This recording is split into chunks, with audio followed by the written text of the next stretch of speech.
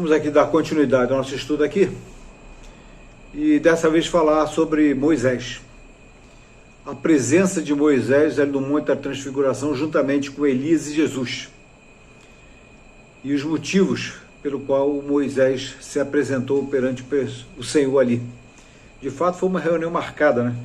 Jesus agendou essa reunião para que estivesse presente naquele momento ali não somente o céu, mas a terra, através daqueles 3 discípulos de Jesus, Pedro, Tiago e João, e também aqueles que estavam no inferno, exatamente no paraíso, que era uma parte do inferno reservada por Deus para aqueles que morreram na fé do advento do Messias. Então, naquele momento, estava tudo reunido, era uma reunião em que Deus reunia céu, terra e inferno, naquele momento ali. E provavelmente Satanás não estava muito longe ali vendo o que estava acontecendo. Era alguma coisa que ele não podia fazer nada para evitar, porque era um encontro marcado pelo próprio Deus. Mas o fato é que o que nós vamos estudar aqui, sobre Moisés, é bastante interessante, porque enquanto Elias se apresentou a Deus vindo do céu porque nunca morreu, Moisés, por outro lado, esse morreu. E por ter morrido, aconteceu uma coisa interessante. Ele não pôde subir. Ele teve que descer. Por que teve que descer? Porque todos os que morrem ficam presos debaixo do jugo do diabo. Todos. Todos aqueles que morreram antes de Cristo, mesmo tendo a fé nas ventas do Messias, mesmo tendo obedecido a Deus, mesmo tendo se fiéis, tendo tudo direitinho, todos que morreram ficaram presos, ficaram subjugados debaixo do poder do diabo, debaixo da sua condição de cativo nesse mundo. Todos que morriam iam para o inferno, todos. Ou Hades, naquele tempo lá. O fato é que o Hades, nesse tempo, tinha uma divisão preparada pelo próprio Deus para aqueles que morressem no advento, crendo no advento do Messias, sendo obedientes a Deus. Então Deus preparou um lugar para esse especial, para aqueles a quem ele amava, que morreram no amor de Deus, no amor, na obediência de Deus. Então Deus separou esse lugar do inferno especialmente para eles, para que eles fossem para esse determinado lugar. Se os irmãos forem ver ali na parábola de Rico e Lázaro, é interessante, e muita gente considera isso de fato uma parábola, um conto, que Jesus contou somente para ilustrar, coisa que eu não acredito. Eu acredito que Deus tinha bastante conhecimento, era onisciente o suficiente para relatar um fato real que servisse de exemplo para nós aqui. Então aquilo ali nós temos que tomar como um fato real. Parábola é aquilo quando ele fala do tesouro, da dracma perdida, do tesouro escondido, da pérola preciosa, isso é parábola. Agora, esse aqui não, esse tem nome. As pessoas têm nome, as circunstâncias têm local. Então isso aqui é fato real. E ele tinha conhecimento, era onisciente o suficiente para relatar um fato real que ele conhecia dentro daquelas circunstâncias. Então ele tirou uma desses fatos e trouxe para ilustrar o que é o inferno e o que é o paraíso. Então esse relato aqui de Lucas, capítulo 16, versos de 22 a 24, diz o seguinte: e aconteceu que o mendigo morreu e foi levado pelos anjos para o seio de Abraão. Morreu e foi para o seio de Abraão. Olha que interessante. Seio de Abraão. E onde estava Abraão? Vamos continuar aqui. E morreu também o rico e foi sepultado. E onde estava o rico? Aí o versículo seguinte responde: e no inferno o rico ergueu seus olhos e, estando em tormentos, viu ao longe, distante, Abraão, mas viu Lázaro no seio de Abraão. Ou seja, viu Lázaro lá próximo lá. Viu que Lázaro estava lá perto do pai da fé, estava lá no seio de Abraão, estava junto com Abraão. Olha que interessante, então é um lugar contigo, separado, como diz o próprio Abraão, por aquele abismo, mas era um lugar contigo. Só que um lugar, era o lugar onde estava Abraão, era um lugar separado para aqueles santos que morreram obedecendo a Deus na fé do advento do Messias. E o outro lugar, o lugar de tormento, para aqueles que não obedeceram a Deus, que não buscaram a Deus, que não criam em Deus, que não criam no advento do Messias, que não davam a mínima para isso aí e acabaram naquele outro lado ali. E clamando disse, Pai Abraão, tem misericórdia de mim e manda a Lázaro. Por que ele manda? Porque ele conheceu Lázaro, ele conhecia bem Lázaro. Que molha na água a ponta do seu dedo e me refresca a língua, porque estou atormentado nessa chama. Que interessante. Então nós vemos aqui que esse lugar é real, esse inferno é real, mas que esse lugar tem uma divisão, ou melhor, tinha uma divisão, né? E essa divisão é, um lado ficavam os salvos, digamos assim, né? Que na realidade até o momento não eram salvos, eles estavam presos sob domínio de Satanás, estavam cativos. E do outro lado ficavam os perdidos, aqueles que realmente iam para o julgamento do grande trono branco.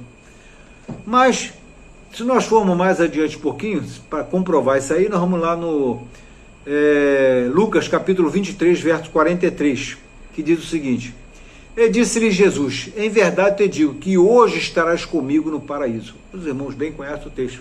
Hoje estarás comigo no paraíso. Jesus podia ter dito para ele, para Lázaro, para Dimas, né, o ladrão da cruz, né, para Dimas, poderia ter dito para ele, isso é conforme a tradição judaica, o nome daquele ladrão era Dimas, só para explicar aí, para os irmãos não pensar que eu lancei esse nome do nada aí. Mas, segundo a tradição, o nome daquele bandido que estava ali crucificado e que aceitou Jesus na última hora era Dimas. Né? Então, naquele momento ali que Dimas estava morrendo, aceitou Jesus como Senhor e Salvador, confiou, creu nele, e Jesus falou para ele o seguinte, em verdade, de que hoje estarás comigo no céu. Jesus poderia ter falado para ele o seguinte, hoje estarás comigo no céu, hoje estarás comigo junto ao meu Pai, hoje estarás comigo na eternidade. Não, Jesus falou com ele, hoje estarás comigo no paraíso, né? Naquele mesmo lugar onde estava Abraão, naquele mesmo local. Então, o que aconteceu? Então, esse Lázaro desceu com Jesus para o paraíso, para cumprir a profecia de que Jesus iria descer para libertar os que estavam cativos, para levar cativo o cativeiro, para levar para ele, para trazer para ele, para libertar aqueles que estavam cativos, tirar dali e levar para outro lugar, levar para o céu. Porque agora Satanás já não poderia mais impedir isso aí, porque estava cumprido, né, toda a obra de Deus, toda a promessa de Deus, toda a profecia de Deus com relação ao ato sacrificial de Jesus de ressurreição, em que ele ia tomar do inimigo justamente a chave da morte e do inferno, e com isso se tornando Senhor da morte do inferno, se tornando Senhor desse mundo, se tornando o nosso representante perante Deus. E tendo com isso autoridade para transferir os seus para onde quisesse, e foi o que ele fez, levou para onde quis. Mas voltando aqui ao momento ali da transfiguração, voltando de novo àquele momento em que ele fala que falavam de sua morte, em que Lucas fala que eles falavam de sua morte, então aquela mesma mensagem que Jesus passou para Elias, para que Elias levasse para todos os irmãos que moram nos céus, foi a mesma mensagem que ele levou para Moisés, porque Moisés morreu e estava no paraíso. E essa mesma mensagem que o Moisés recebeu e levou para o inferno, teve o mesmo efeito que teve no céu, ou seja, alegria no paraíso, alegria, festa, louvor, glória no paraíso.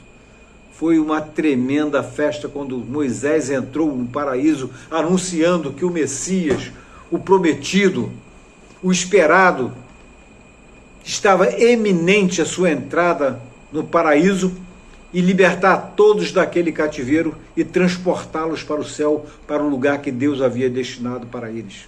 E para nós, consequentemente, né?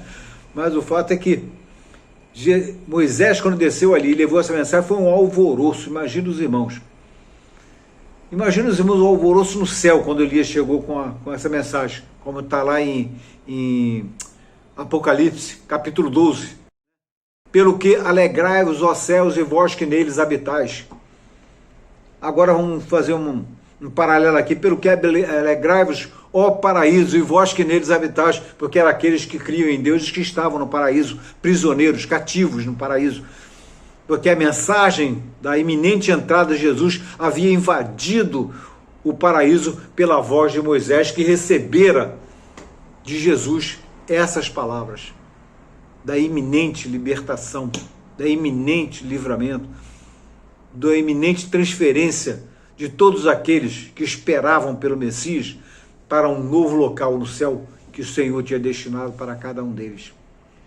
Então, meus irmãos, isso se reveste de um tremendo significado. Um tremendo significado. Porque naquele momento, Deus estava assumindo a soberania, não somente no céu, porque seria expulso, né, aquele que era inconveniente, indesejado, e que era nosso representante no céu. Ele assumiu o lugar dele, tomou o lugar dele, por direito, assumiu a soberania dele no céu, assumiu o seu direito.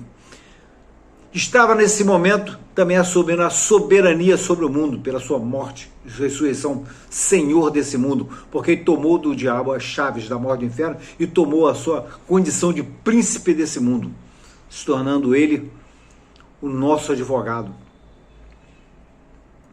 E, por último, tomou do diabo a representação do inferno, se tornou soberano sobre todo o inferno, inclusive o inferno dos perdidos. E foi lá que ele entrou, no inferno dos perdidos, conforme diz Pedro, 1 Pedro, né? Então, nós temos aqui a completa soberania de Deus sobre tudo, céu, terra e tudo que está embaixo da terra.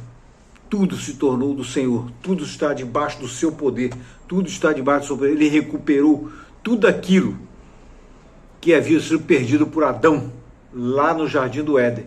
Recuperou e nos salvou. E salvou todos aqueles que no passado creram no seu nome e no presente continuam crendo e aceitando Jesus como Senhor e Salvador. Bem, meus irmãos, espero que os irmãos tenham aprendido alguma coisa com esse estudo. E eu prometo para os irmãos que o estudo que nós vamos fazer, dando continuidade àquele estudo que eu parei no Origem do Mal, parte 3, vai ser extremamente revelador para os irmãos. Eu espero que os irmãos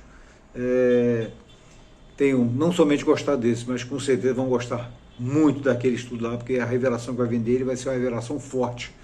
Os irmãos vão ficar chocados com o que vão aprender naquele estudo aí, tá ok? Então fica com Deus aí, meus irmãos. Forte abraço a todos. Tchau, tchau, hein?